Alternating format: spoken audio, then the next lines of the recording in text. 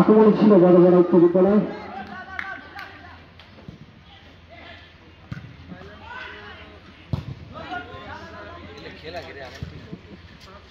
উচ্চ বিদ্যালয় বরাব প্রক্রিয়া উচ্চ বিদ্যালয় দুই দলই গ্রুপে অনেক ভালো খেলা দেখিয়ে এই ফাইনালের মঞ্চের টিকিট ধরেছে। তাই আশা করছি আজকের এই ফাইনাল ম্যাচে অনেক দুর্দান্ত খেলা হবে। দর্শকদের যারা এখনো ঘোরাফেরা করছেন, আসলে ফুটবল একটি আবেগের নাম। কি ছোট কি বড়, কি নবীন কি প্রবীণ, সবাই ভালোবাসে ফুটবল খেলা। তাই তো এখনো জনপ্রিয়তার শীর্ষে রয়েছে ফুটবল। লম্বা শট, আবারও সেই দক্ষ গোলকিপার।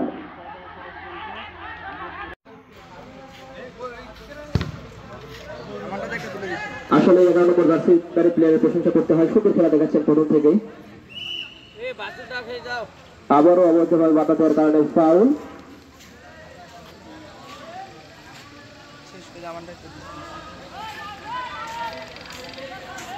সুন্দর বড় পরিবেশে পরন্ত বিকেলে চলছে।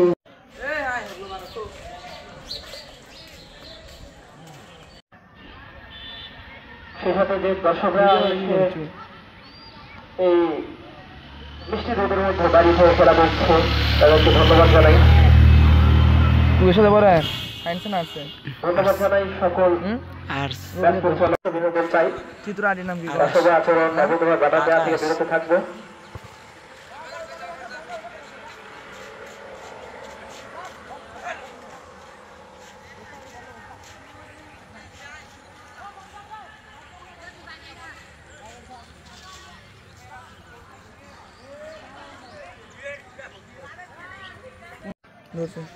দলে রয়েছে ভালো মানের খেলোয়াড়।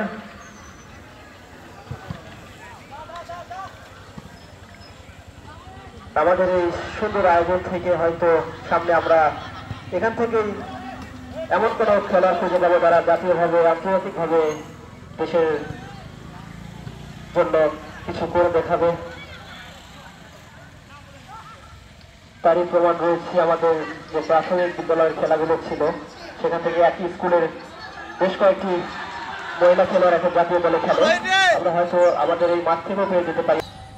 সমস্ত কোনো প্লেয়ারকে যেতে পারেননি, যদিও এখনো আক্রমণে রয়েছে তার উচ্চ বিদ্যালয়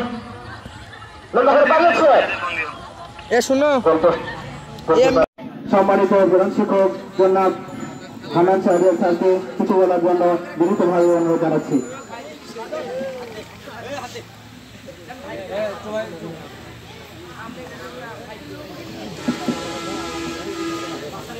বিসমিল্লাহির রহমানির রহিম।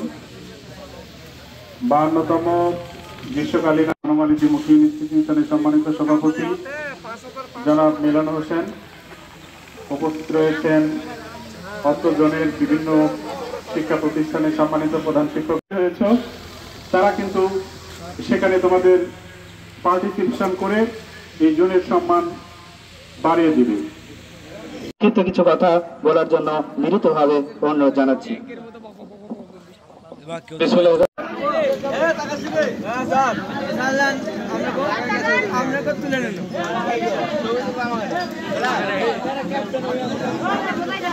ধন্যবাদ।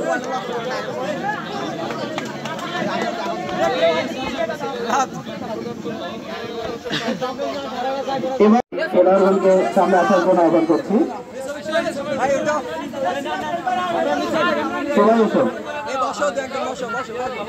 চ্যাম্পিয়ন দল ফাউল উচ্চ বিদ্যালয়।